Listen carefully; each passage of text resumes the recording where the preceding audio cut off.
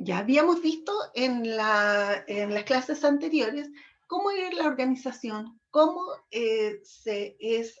hacia el interior, cómo se clasifica la organización, ¿cierto? Para distinguirla de otras en el mercado.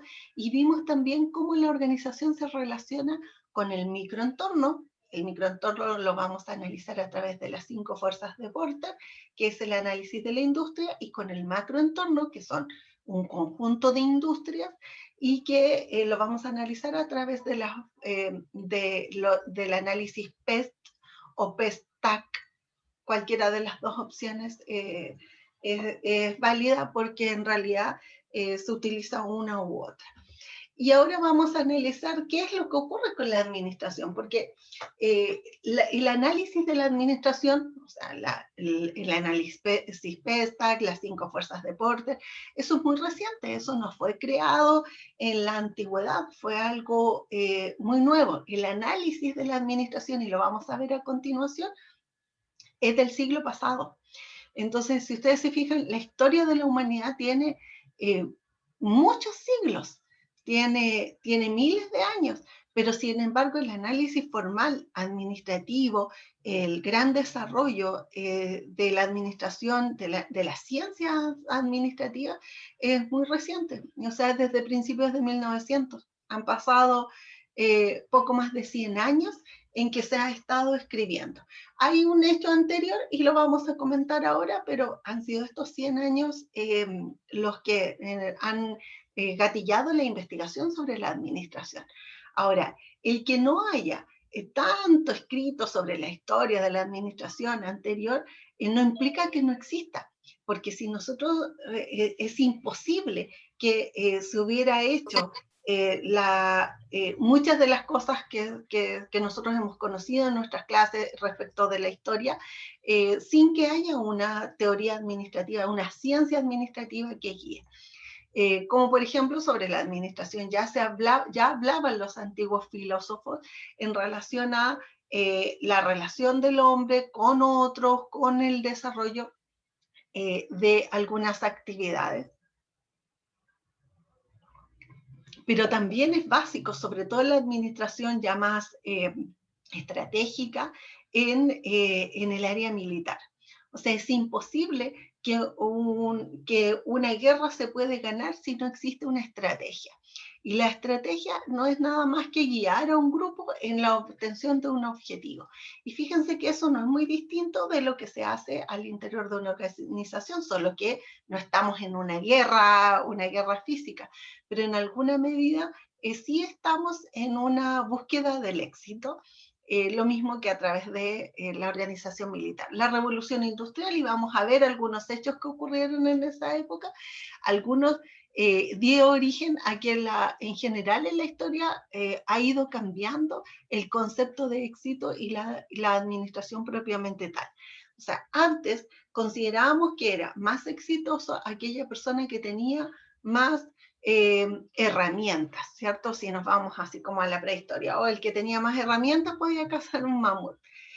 Si nosotros vemos después quien tenía más tierras era más exitoso, podía contratar más gente, podía tener mucho más éxito en eso, porque tenía más terrenos, más recursos. Después, quien tenía las fábricas más grandes y más tecnológicas, perdón, y más tecnológicas. Pero ahora después quien estaba más globalizado. Pero ahora estamos en una era del conocimiento. En realidad hoy el éxito es hacia el conocimiento y la gestión de la información, que la comentamos con algunas anécdotas la clase anterior, pero que implica un cambio. O sea, hoy para ser exitoso no necesitas tener grandes cantidades de recursos. De hecho, hay muchas organizaciones que existe solo la idea, y esa idea se puede escalar a grandes proporciones. Entonces, una idea puede ser tanto o más exitosa que tener una gran cantidad de recursos disponibles o una gran cantidad de terreno, como era la producción artesanal que había antes. Ahora, hay un hito respecto de la evolución del pensamiento de la administración, y ese hito es que se escribió un libro, que lo escribió Adam Smith en el siglo XIX, que fue La riqueza de las naciones. Ese libro hablaba de cómo las naciones no bastaba que produzcan para sí mismos, sino que la riqueza de las naciones de Adam Smith incorporó un concepto de la economía de las naciones y decía que en realidad las naciones no solo son ricas porque producen hacia adentro, sino que deberían ser capaces de producir grandes volúmenes a través de una forma más moderna que implique excedentes de producción que abastezcan el mercado nacional, pero que también les permita intercambiar con otros mercados. Que cuando producen grandes cantidades, el costo de cada unidad va a ser menor y por lo tanto van a ser más competitivos en el mercado. Si se concentran en eso, pueden ofrecer unidades más bajas a países u otras naciones que no están produciendo esas unidades y por lo tanto las van a comprar. Y nosotros comprar a lo mejor el producto de ese o de otro país. Este intercambio de productos en general se producía en una riqueza, dado que al final los productos siempre nos iban a resultar más económicos. Lo que se observó fue el análisis en una organización que producía unos alfileres. Entonces, producían una pequeña cantidad de alfileres porque todos hacían las mismas cosas. Sin embargo, a través de la observación se definió cuáles eran los procesos para producir esos alfileres y a través de la mejora de esos procesos y la especialización que cada una de las personas que intervenía en esa producción pudo tener, lo que lograron es que la producción se multiplique pero exponencialmente. Y eso significó que abastecían a los clientes que actualmente tenían, pero también pudieron ofrecer alfileres para la venta hacia otras organizaciones. Con el mismo esfuerzo, ahora lograron una producción mucho, mucho mayor. Eso generó todo un cambio. De hecho, todavía ese libro, La riqueza de las naciones, es un libro muy recomendado para las personas que estudian liderazgo, investigación, organizaciones, marketing, porque a través de ese libro se generó como un punto de inflexión en el análisis de la administración. De hecho, ese mismo punto fue la inspiración para quien hizo la primera de las escuelas que está en el PPT que les estoy mostrando, que es la Escuela de Administración Científico liderado por Frederick Taylor. La segunda escuela que vamos a revisar es la Escuela Clásica de la Administración, que fue casi contemporánea, fue un poquito después de lo de Taylor, pero Taylor vivía en Estados Unidos, ahí se trabajó la administración científica y hubo un reflejo de esto, pero en Europa a través de un francés que se llamaba Henry Fayol. Entonces, mientras Taylor trabajaba la administración científica, Henry Fayol, basado en lo que Taylor proponía, en lo de Adam Smith, hizo un cambio y propuso la teoría clásica de la administración que se desarrollaba en Europa. Luego hubo todo un análisis y vamos a revisar la Escuela de Relaciones Humanas y la Escuela Moderna o de Calidad Total. Vamos a ver esas 4 escuelas que dentro de estos últimos 100 años han marcado la administración. No son las únicas, pero vamos a ver el reflejo de hitos en la administración que va a permitir que nosotros conozcamos con mayor claridad el funcionamiento de las organizaciones.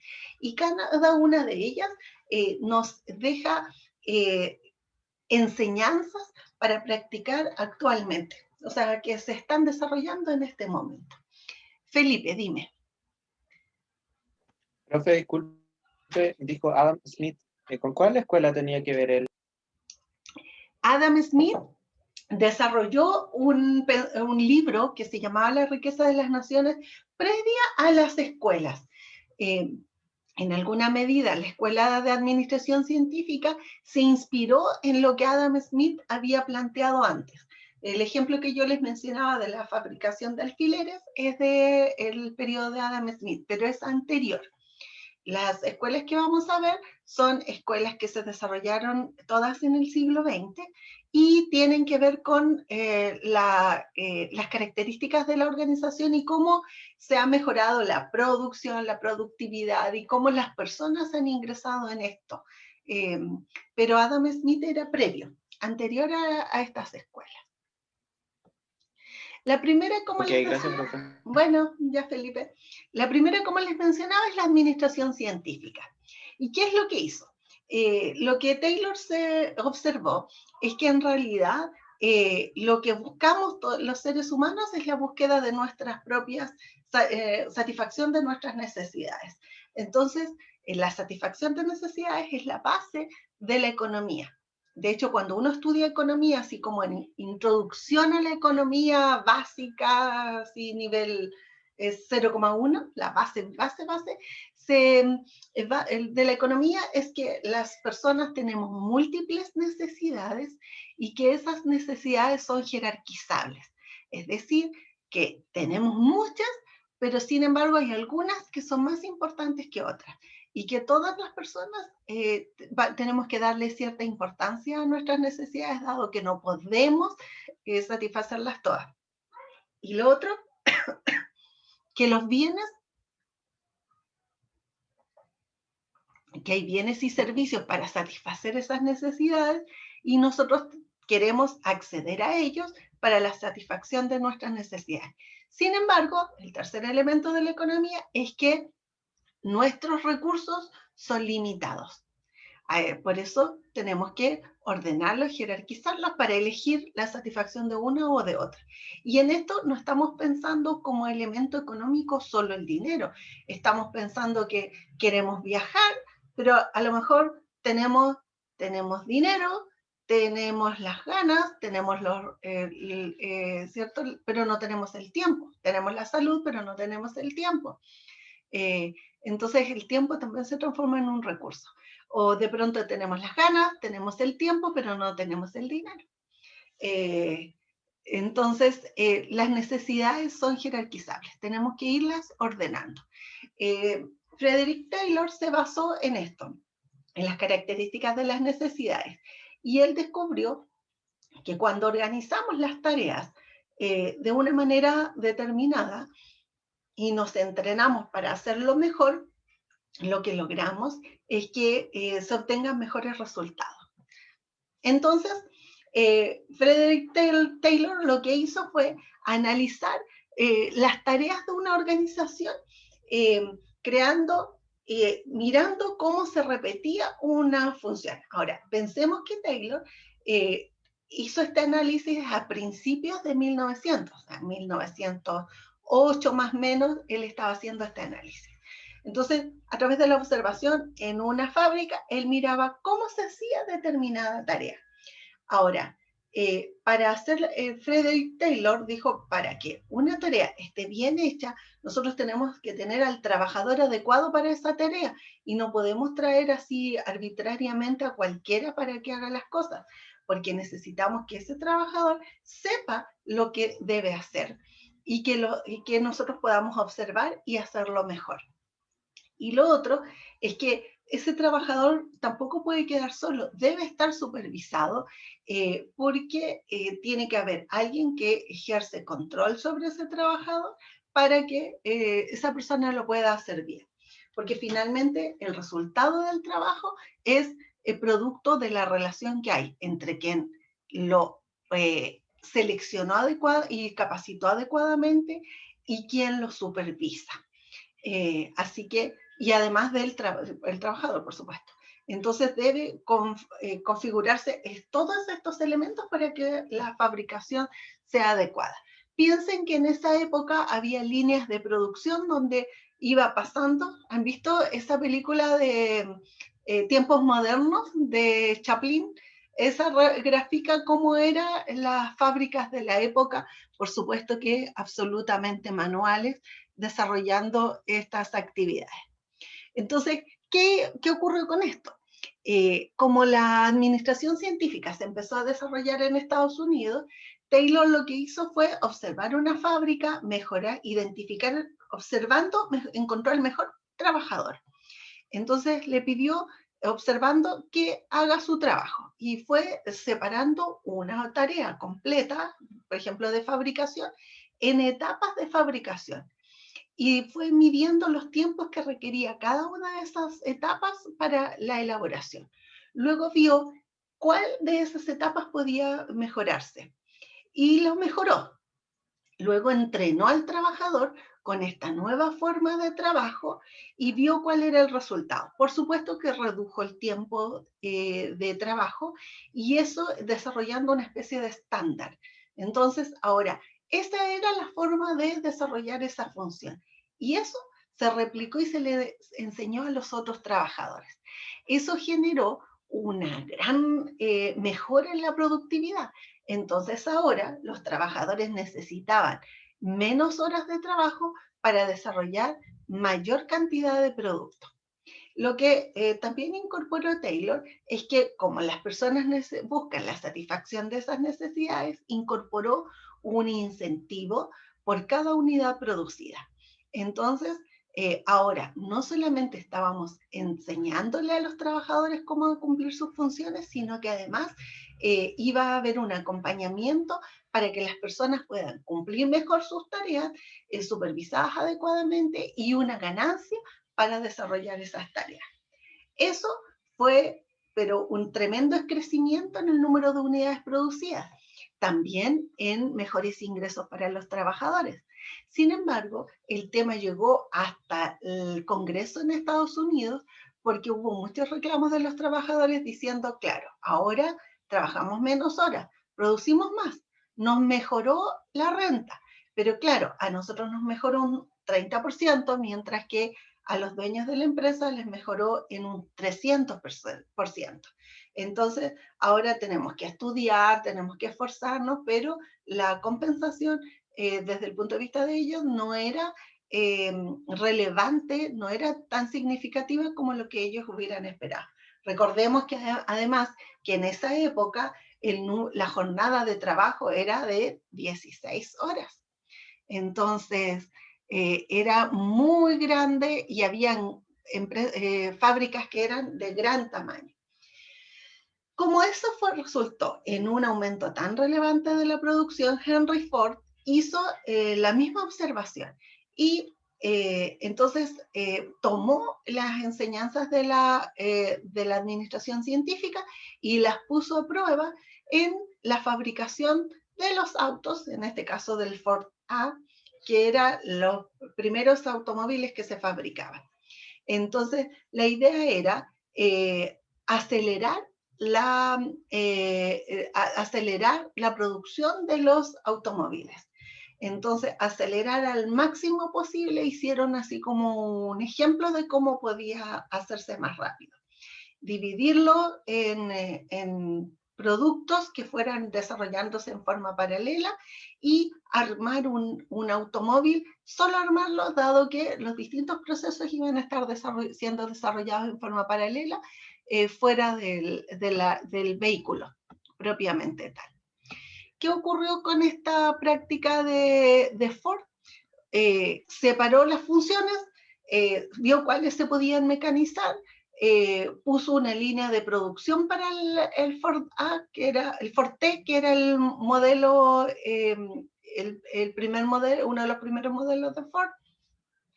Y como ahora se estaban desarrollando en forma paralela fuera de la línea de producción, pasó de una fabricación de 728 horas a una fabricación de 93 minutos.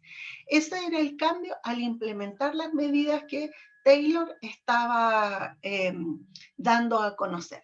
Taylor como ingeniero, desde el punto de vista de un ingeniero. Entonces, eso fue el gran salto que dio la fabricación, que dieron las fábricas al incorporar estos análisis. Ahora, lo que Taylor puso también era estudios de tiempo y movimiento. Entonces, a través de eso había también una presión mayor. Entonces, ¿qué aportes son? Fíjense que hay algunos aportes de esa época que se mantienen hasta el momento. Primero que es importante contratar los trabajadores más calificados. O sea, ya no nos va a dar lo mismo contratar a cualquier persona, sino que buscaremos a aquella persona que conoce más sobre la producción, que en la medida que las personas conocen más, que están certificados, calificados, entonces tendremos un proceso más rápido, más limpio, más eficiente. Los tiempos de instalación de la persona o de capacitación van a reducirse y por lo tanto eso va a tener un incentivo para la organización y para el trabajador. Lo segundo, que debe haber incentivos relacionados con la producción. Si ustedes observan, eso todavía existe. Mientras más producción tenga, también hay un incentivo para los trabajadores. Y eso es válido no solo para quienes venden productos, sino también para quienes venden servicios, o sea, los intangibles, las típicas comisiones por venta o comisión por producción. Tienen que ver con un incentivo que en algunos casos incluso cambia el porcentaje de ganar más a las personas que trabajan más y ganar menos para las personas que obtuvieron menor producción. Y lo tercero es que los estudios de tiempo y movimiento todavía se utilizan y podemos revisar algunos movimientos que son inútiles y que a lo mejor se están repitiendo y que tal vez no aportan al producto final. A lo mejor hay alguna cosa que estamos incorporando en nuestro producto que nosotros valoramos, pero tal vez el cliente no. Entonces, a través de esto vamos analizando las etapas y vemos algunos movimientos.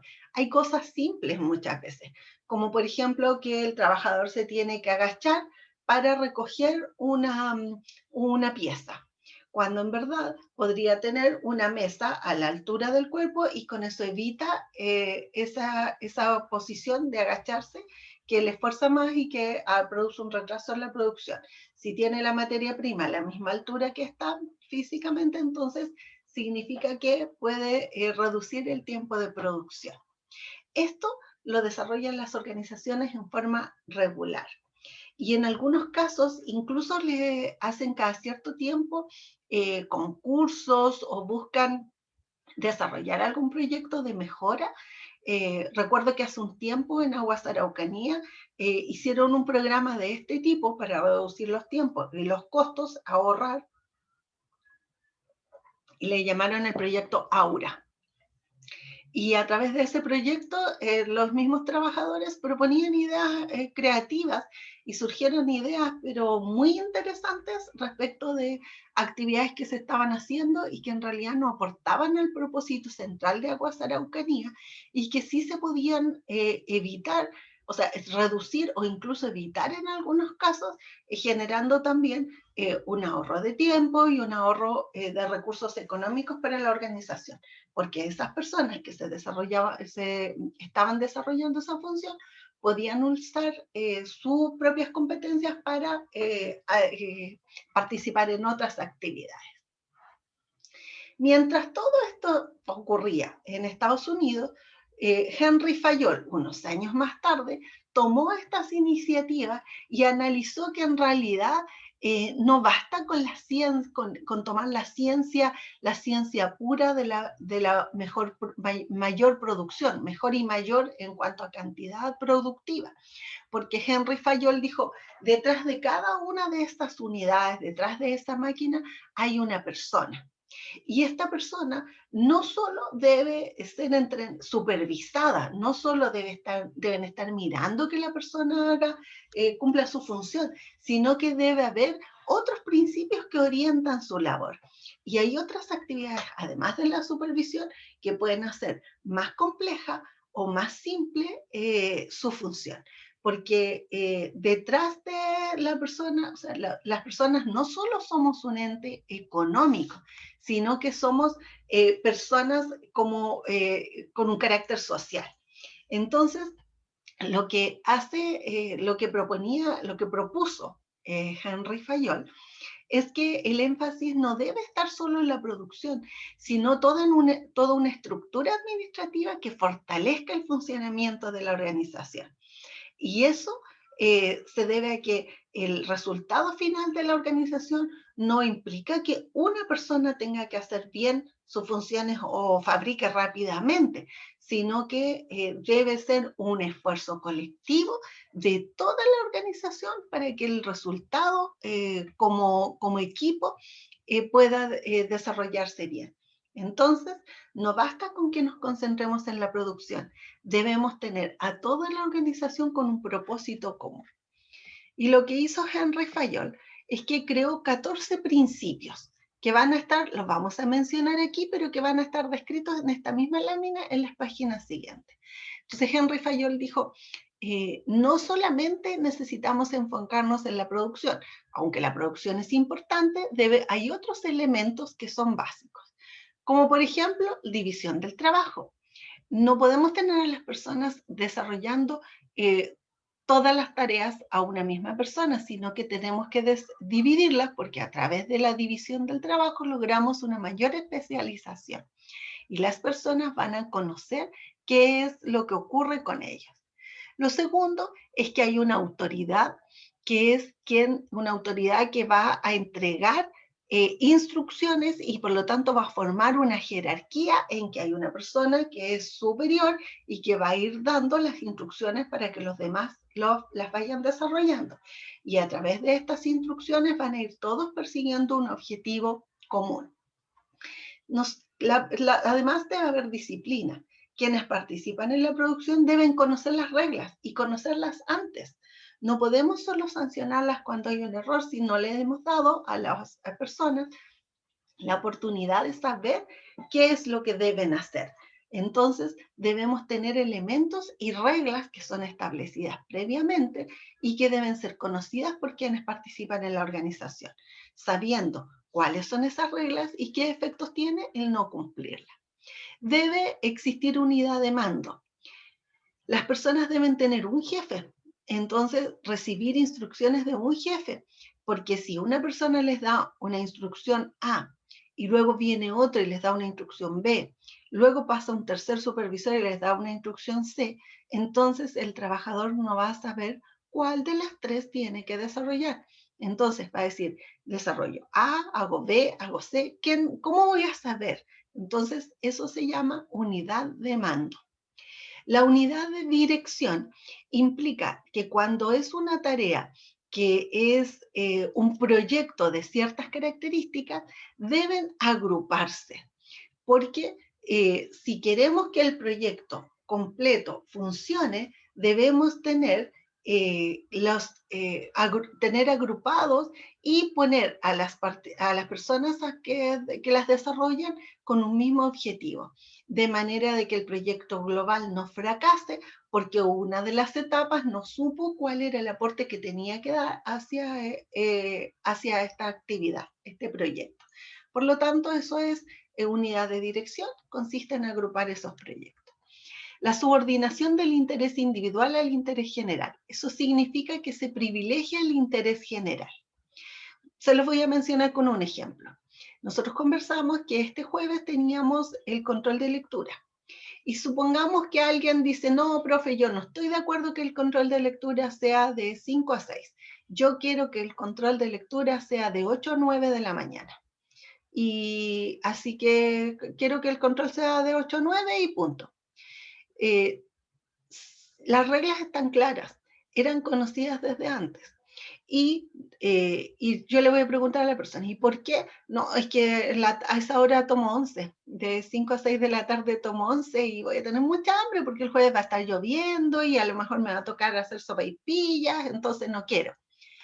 Pero no podemos nosotros subordinar el interés general porque una persona quiere cambiarlo a la mañana, si las reglas ya estaban conocidas y el resto del curso desea hacerlo entonces de 5 a 6. O sea, era conocido, teníamos una fecha determinada y el interés individual de alguien no puede condicionar lo que ocurra con todos los demás. Entonces, aquí lo que se privilegia es el interés global más que el interés de una sola persona. Lo siguiente es una remuneración. Cuando trabajamos, recibimos una compensación por ese trabajo. Fayol habló de una remuneración, pero en realidad podría ser otro tipo. Hablamos de algunas ONG y no siempre es dinero, pero pues recibimos una compensación.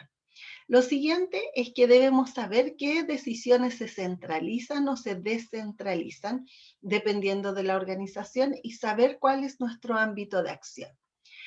La siguiente es cadena escalar o autoridad de línea y significa que nosotros podemos distinguir una estructura organizacional en que nosotros a cualquiera de los trabajadores le podemos preguntar y esa persona va a saber quién es su jefe y si tiene subordinados, quiénes son sus subordinados.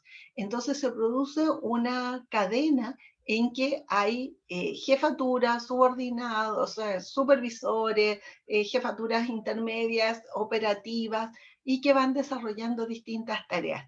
Y que esa cadena incluso se puede graficar a través de un organigrama. Porque en la organización debe haber orden, debemos saber qué es lo que vamos a hacer y debemos tener claridad en las instrucciones, en el ordenamiento físico, en los materiales, en los procesos, todo eso debería ser clarito. Tiene que ser equidad y tiene que existir la equidad. Miren, ahora hemos estado hablando mucho este último tiempo de equidad de género, pero la equidad como concepto ya estaba establecido por Henry Fayol hace 100 años. Y la equidad implica ser justos, implica apoyar o desarrollar tareas para compensar aquellas áreas en las que a lo mejor no existe toda la justicia en forma natural. La siguiente es la estabilidad de la contratación del personal. Si yo trabajo, necesito saber que si cumplo bien mis funciones, voy a poder seguir trabajando y que no estoy sujeta a que en cualquier momento me despidan, porque eso no me genera la tranquilidad necesaria para cumplir mis funciones.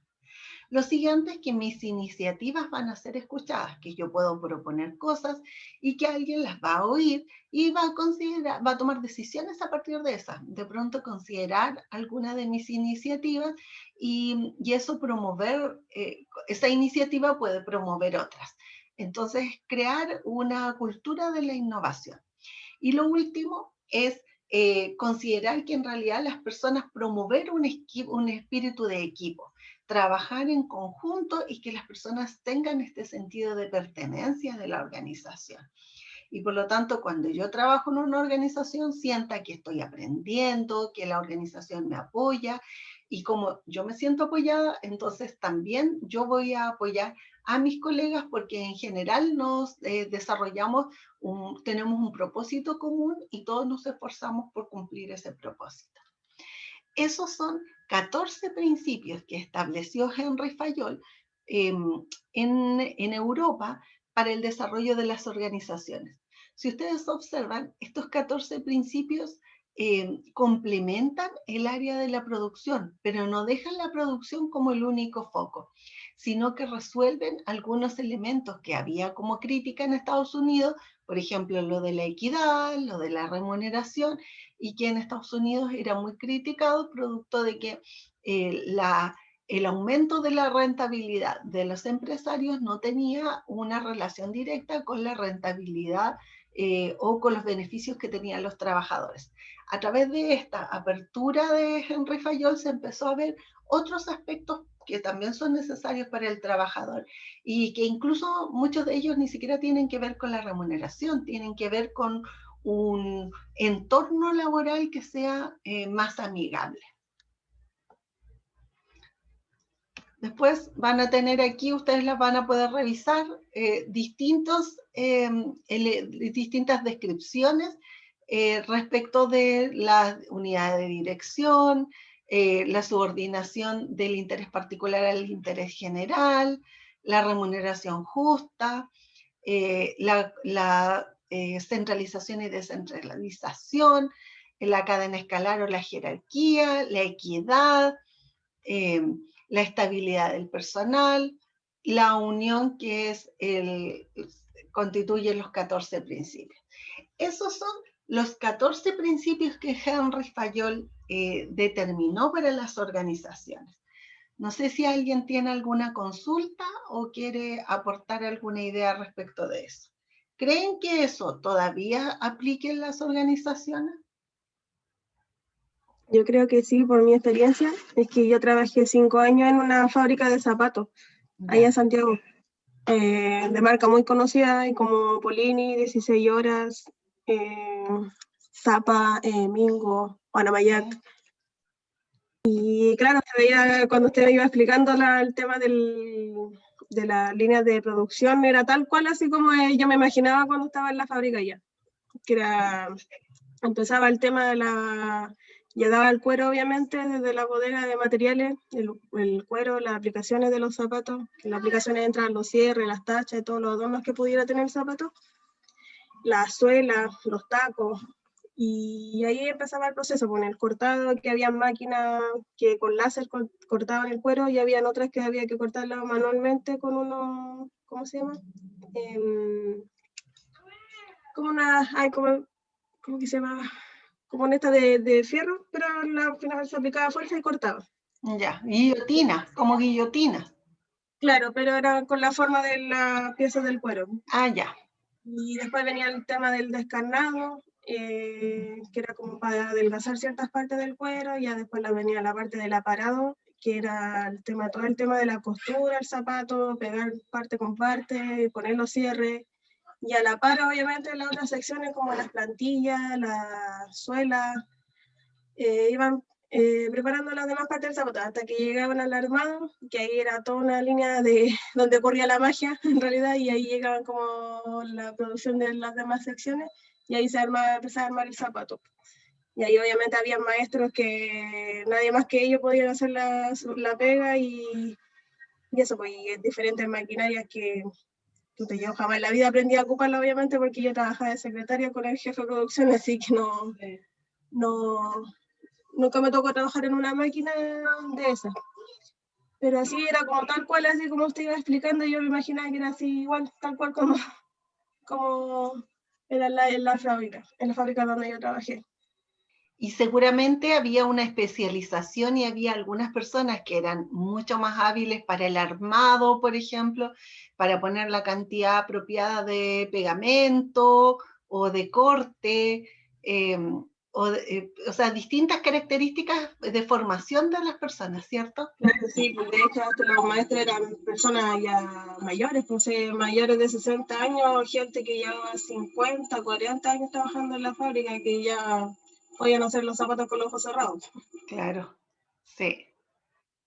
Sí, hay muchas cosas que a través del entrenamiento ellos van aprendiendo, y seguramente se formaban también relaciones importantes entre ellos, porque si se conocían hace 40 años, probablemente también habían áreas que ellos mismos iban, no sé, sabían quiénes eran amigos, quiénes no, quiénes habían tenido problemas, quiénes trabajaban mejor, quiénes fallaban el lunes, porque muchas veces en estas funciones los lunes son de miedo.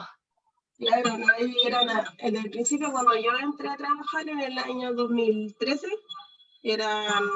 pucha, en mi sección yo trabajaba en la parte de aparados, trabajaba con la jefa de producción de los aparados, y éramos casi 140 personas, solo en una sección, y en la fábrica éramos más de 400, incluyendo los administrativos que ya estaban en la oficina ya de finanzas, contabilidad, remuneración y todo ese tema.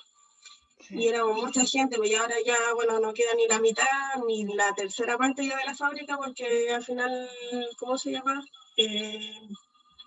Decidieron importar. Tienen como una fábrica allá en China, así que están importando prácticamente todo, y aquí están haciendo como los diseños más exclusivos para no perder la marca, en realidad. Sí. Claro, la globalización ha hecho que muchas de las fábricas, de hecho incluso Gazelle, por ejemplo, o en el caso de calzados, o en el caso de muebles y de colchones Rosen, muchas de las partes se traen ahora desde China, y eso ha significado una reducción en el tamaño de las fábricas. Lo mismo pasa con las telas en las fábricas de vestuario. Y ha significado también una reducción en el tamaño de las organizaciones, y un tremendo efecto. ¿Por qué? Porque a través de lo que mencionábamos, hay una economía de escala al producir en grandes volúmenes, y por lo tanto es más eficiente muchas veces la fabricación en China que la fabricación en Chile. Y esas decisiones muchas de las empresas las han tomado en este periodo, ¿cierto? Sí. Gracias por tu comentario, porque eso va, tu experiencia va nutriendo la clase y la vamos a tomar después cuando revisemos el área de producción y veamos los diferentes tipos de producción, porque el que tú mencionaste es uno de los tipos de producción y lo vamos a ver después para los contenidos para la segunda prueba, cuando veamos el área de producción. Porque lo detallaste así, pero exactamente acorde con esos contenidos que vamos a ver en detalle. Así que ahí vamos a describir con la fabricación del calzado. Bueno, nos quedan otras escuelas como las de las relaciones humanas. Ahí vamos a revisar un proyecto que se hizo y la de calidad, en que vamos a revisar el concepto de calidad y una de las técnicas que es las 5 S, y la vamos a ver a través de un ejemplo en la próxima clase, eso así. Porque ya estamos en la hora, así que agradezco, voy a dejar de publicar y voy a dejar de mostrar y voy a parar la grabación.